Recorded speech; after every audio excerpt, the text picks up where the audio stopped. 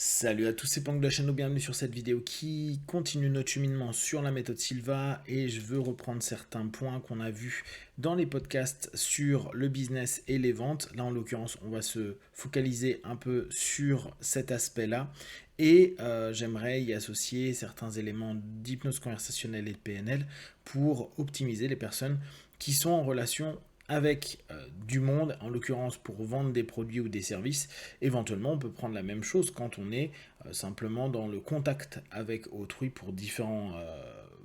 logiques administratives, par exemple. Alors, première chose qui est importante à prendre en compte, c'est que dans la méthode Silva et de façon générale chez les hypnos, il y a la compétence d'auto-hypnose. Donc c'est de pouvoir aller en alpha pour les Silva et de rentrer dans sa transe pour commencer à conditionner un ensemble d'éléments que l'on souhaite mettre en place. L'idée, c'est quoi? C'est que notre subconscient puisse être exploitable tout au long de la journée au travers d'une suggestion qu'on lui aurait proposée dès le matin en fonction de notre planning. Donc, une des premières tâches que vous pouvez faire le matin, soit en vous levant, soit quand vous arrivez au boulot, c'est de prendre 5 minutes pour visualiser votre agenda, votre journée, et vous visualiser, vous imaginer, vous mettre en situation des différentes étapes qui peuvent se passer dans la journée. Si vous avez des rendez-vous clients, si vous avez des choses à gérer avec peut-être d'autres personnes, mettez en place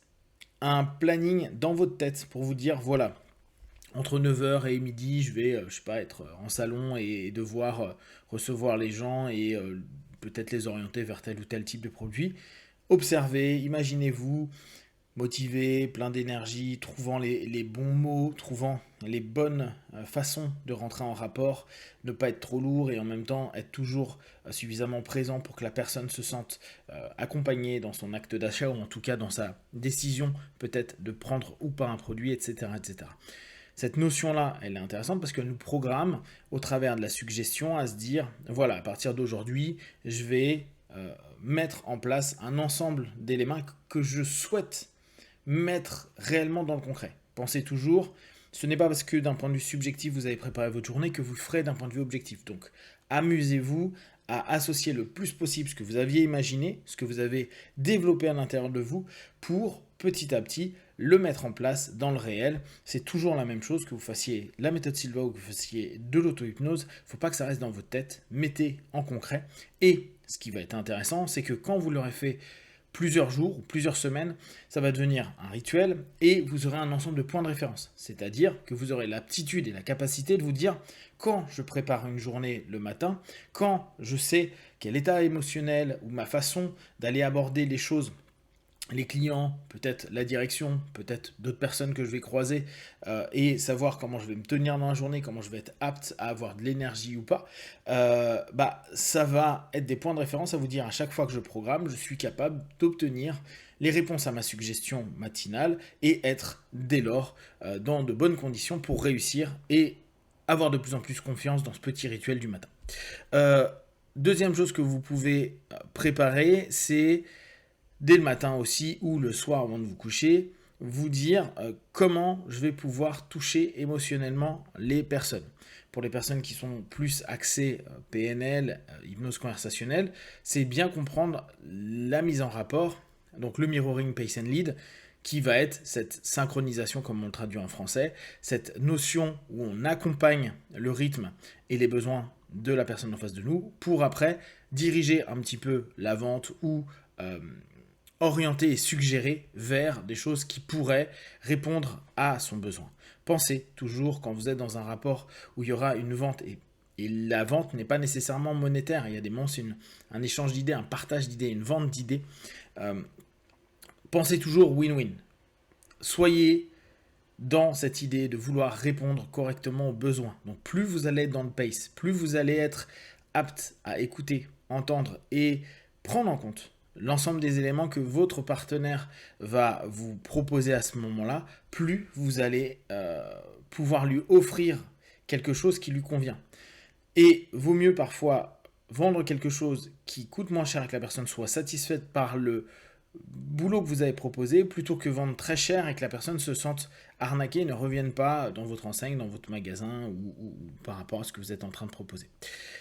Pour ce faire aussi, dans la méthode Silva, il y a quelque chose qui est assez intéressant, qui est d'avoir une espèce de communication subjective à dire, comme si vous aviez un espèce d'émetteur interne, de dire, c'est le broadcasting, hein, pour ceux qui avaient suivi un peu les podcasts, cette idée de se dire, ok, j'ai un ensemble de produits ou j'ai un ensemble d'éléments que j'aimerais partager, vendre, et je me mets d'un point de vue de ma transe dans cette idée de faire comme une annonce bien sûr subjective, en imaginant qu'il y a une population qui pourrait être intéressée par ce type de produit-là, qui dès lors viendrait me contacter par téléphone, par mail. C'est à vous vraiment d'imaginer, de visualiser à ce moment-là, et à partir de cette idée, de commencer à percevoir que vos produits, vos services peuvent intéresser du monde et être ouverts à l'ensemble des retours qu'il peut y avoir, téléphoniques, par mail, bien sûr, si vous avez un point de vente sur votre point de vente, etc. En étant toujours ouvert à cette idée de se dire, je me donne la possibilité subjective de toucher un maximum de personnes, comme si j'étais en train de faire une Google Ad, mais subjectif. Et le lendemain, les lendemains, je fais ça tous les soirs, je tente de voir s'il y a vraiment des gens qui viennent en magasin ou qui me contactent, qui peuvent être intéressés par peut-être ce type de produit que j'ai peut-être trop en stock ou que je veux carrément arrêter de vendre et donc finir cette vente-là, ou tout simplement faire fonctionner un produit que je suis en train de mettre sur le marché et qui peut-être aujourd'hui n'est pas encore vu, pas connu par la clientèle. Donc n'hésitez pas, mettez-vous en transe. Imaginez que vous êtes en train de passer un message et que les personnes les plus intéressées, c'est toujours ça l'intérêt, c'est de mettre la suggestion qui correspond à dire, pour les personnes qui peuvent être intéressées par le type de produit, rappelez-vous toujours, vous devez apporter quelque chose. C'est essentiel, c'est pas juste les gens viennent consommer ce que je propose, un contenu, un produit, un service. L'idée, c'est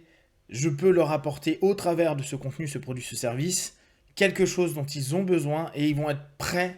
à payer, à échanger à ce moment-là sur cet élément-là. Donc, pensez constamment à savoir qu'est-ce que vous apportez aux autres. Et dans ce cheminement-là, dans ce broadcasting, dans cette émission que vous faites d'un point de vue de votre transe et de la suggestion, imaginez simplement que ça répond à des besoins et que ce que vous proposez correspond à leurs besoins, et dès lors, c'est le croisement entre la demande et l'offre, et se dire c'est cool, à chaque fois que je l'ai, à chaque fois que ça intéresse quelqu'un, je vais avoir ce contact.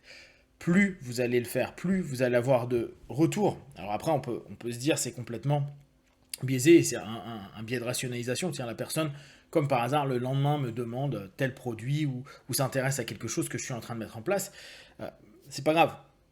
Qu'importe que ce soit un biais ou pas. L'idée, c'est que ça nous met un point de référence et à se dire, tiens, quand je le fais, j'ai des retours. Donc plus je le fais, plus j'ai des retours, plus après, vous pouvez avoir confiance dans votre transe, votre autosuggestion et cette propagation potentielle, cette annonce que vous êtes en train de mettre en place. Un dernier point que je trouvais assez intéressant est celui de mettre une intention dans ces outils. En gros, dans peut-être la méditation du matin, n'hésitez pas à ce moment-là à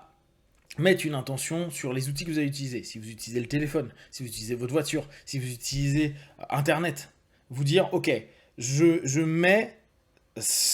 une intention, une envie que l'utilisation de, je sais pas, mon heure et demie de travail que je vais faire sur mon ordi ou mes appels, mes callings que je dois faire, va m'apporter du bon et du positif. Comme si vous étiez en train de créer un ancrage sur des outils. À chaque fois que je prends mon téléphone portable, je sais que j'ai du succès qui va arriver, ou je sais que je vais avoir les bons appels au bon moment, les bonnes personnes, etc., où je vais réussir à avoir mes deals, où je vais pouvoir, en fonction de ce que vous avez besoin, axer vers la réussite, le succès de ce que vous souhaitez. Là encore, en transe, suggestion, et imaginez-vous, et à chaque fois que je reprends mon téléphone, à chaque fois que je vais sur mon PC, à chaque fois que je prends ma voiture, je sais que je suis dans des conditions où j'ouvre de potentiel de succès et de réussite dans mon business, dans mes calls, dans tous les éléments qui sont intéressants. Donc tout ça, c'est un petit boulot de programmation, un travail que vous pouvez faire en méthode Silva et bien sûr en auto-hypnose. Si vous avez des questions et des remarques, partagez sur Facebook, YouTube, je répondrai le plus rapidement possible. Et comme d'habitude, de tout ce que je propose, ne prenez que ce qui est bon et juste pour vous. Testez, observez, analysez et concluez. Be one, ciao.